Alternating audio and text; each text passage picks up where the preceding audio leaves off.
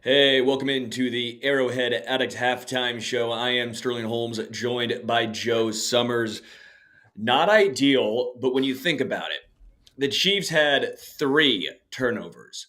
They had two red zone instances where they were just completely inept, and they're down five. So, what I take away are the Broncos can't take advantage of the Chiefs' utter mistakes.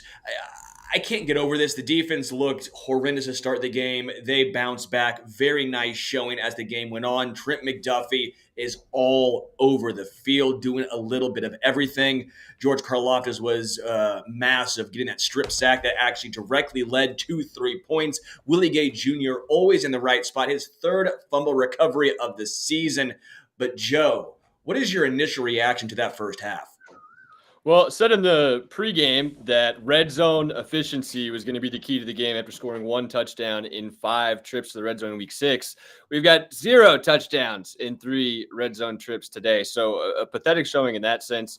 Pat does look out of sorts. The interception, he looks like he's forcing things a little bit, but it was nice to see our offense move the ball. The defense, like you said, really came through. Since Pat's interception, the Broncos had 4 plays, gained 8 yards. 5 plays, gained 10 yards. And then the Karlaftis fumble on the last drive right before the half. The defense is showing up to keep us in it, and props to them. And I have faith that Pat and everyone will get it together, but it is a discouraging sign from our red zone offense to this point.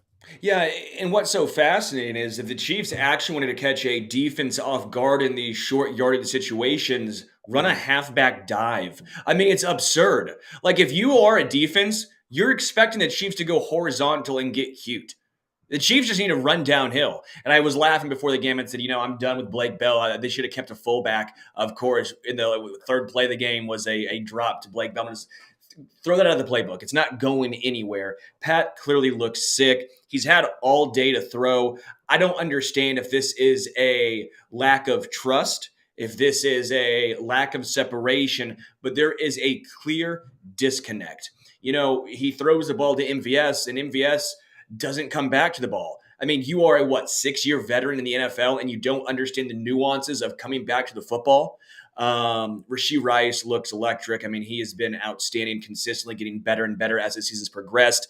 But I'm just a little perplexed here of the disconnect between the wide receivers and Mahomes, because there's no possible way, and maybe there is, maybe I'm just completely off base and wrong here, but how can this many wide receivers be this off? How can they get zero, and I mean zero, separation when Mahomes has 7 seconds to throw the rock? I'm just confused here. Well, and I wonder if that's too why Nagy and Reed keep calling these little quick swing passes and trick plays to McKinnon or Pacheco down once we get to the red zone. I expected to see more shots to the end zone with Kelsey and Rice, who looked really nice on that 37-yard catch. They're clearly searching for something, and Pat looks frustrated. The way that he's been reacting on the sideline, he looks upset. So I think that this second half is going to be feeding Travis Kelsey like crazy, keep leaning on that defense. I mean, shoot, that was as bad of a first half as it could have been.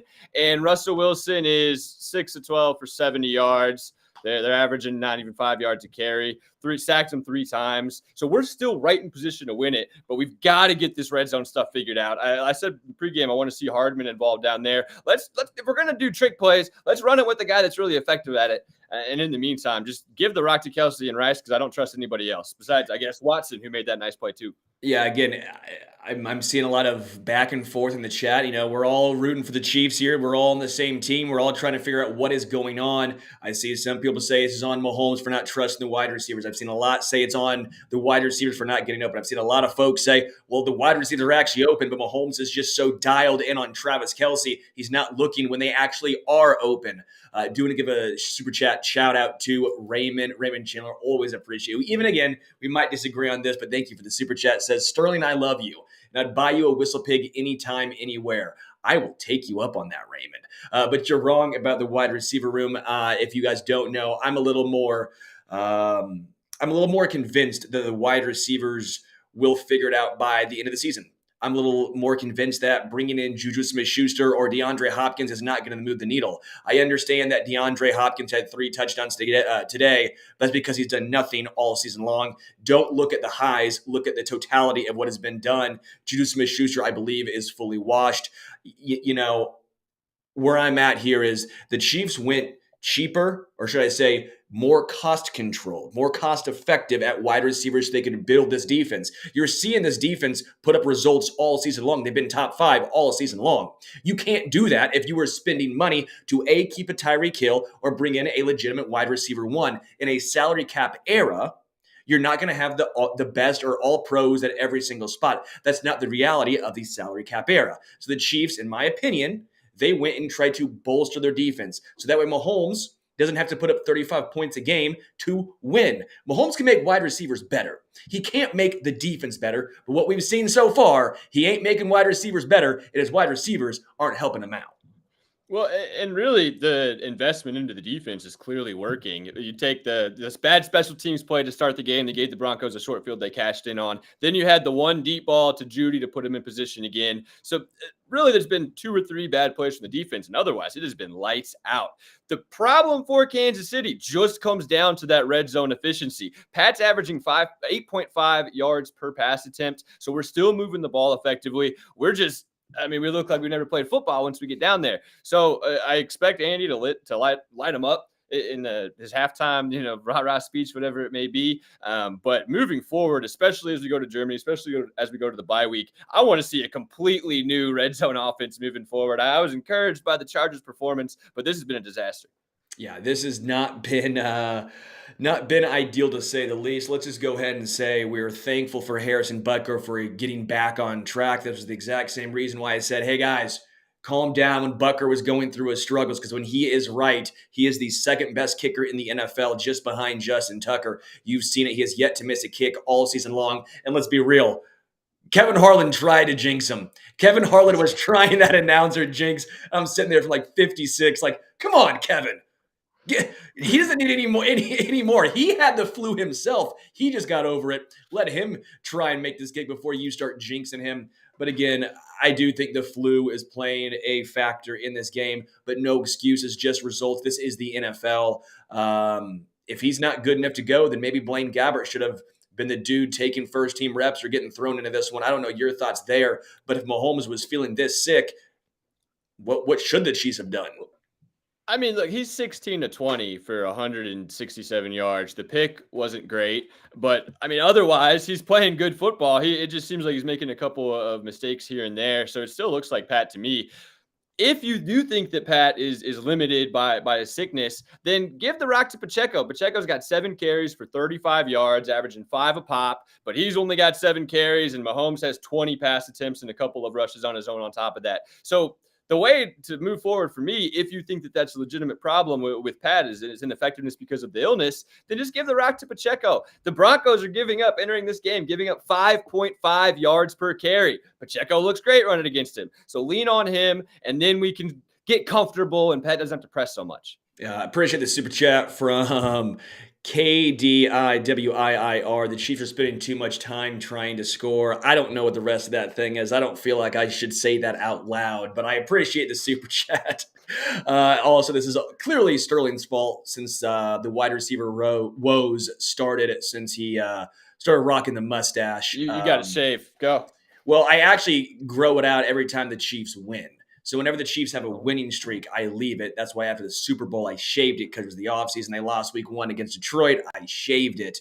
Apparently, my mustache might be gone after this game. Before we get into the second half here, what do the Chiefs need to do to get on track? Establish the run game further with Pacheco to keep the defense fresh, to take care of Russ. And then just figure it out in the red zone. Kelsey's got 50 yards at halftime. He's still having a good game. Pat just needs to avoid pressing, take what the defense gives him, move with the ball methodically down the field, and then punch it in once we get to the red zone. Defensively, just keep doing what you're doing because they're crushing it. Excellent pass rush. Great work there. Hopefully Justin Reed's all right in the secondary, can prevent those deep shots too. But for me, it's just all about finishing inside the 20. Yeah, I would 100% agree. I would echo your sentiment right there. I think the defense is going to be fine. They have progressed as the game's gone on. They've gotten into a nice rhythm. But again, offensively, I, I don't know if I want to see less creativity, but I want to see less overthinking in the red zone, less overthinking in short yardage situations. Maybe see a little more 12 personnel. I've seen Isaiah Pacheco has been just okay on the ground, but maybe give him the rock just a little bit more. Try and help Mahomes out if there is some sort of disconnect between his wide receivers and himself. If he isn't feeling 100%, give the ball to Isaiah Pacheco, grind it out on the ground. Again, the offensive line loves to move forward. Offensive linemen, those big dudes, they like moving forward. A lot harder for those guys to move backward. But I will say they have held up very nicely. Mahomes does have a lot of time. Chiefs only down 5. We're acting like the season's over. The Chiefs are 6-1, top of the AFC, only down 5 to the Broncos. Broncos start with the ball. We will see you guys post game. It will be Patrick Allen and Matt Verderame for the first half hour, and then myself and Joe will join for the second half hour. Until then, stay safe, have fun. We are out.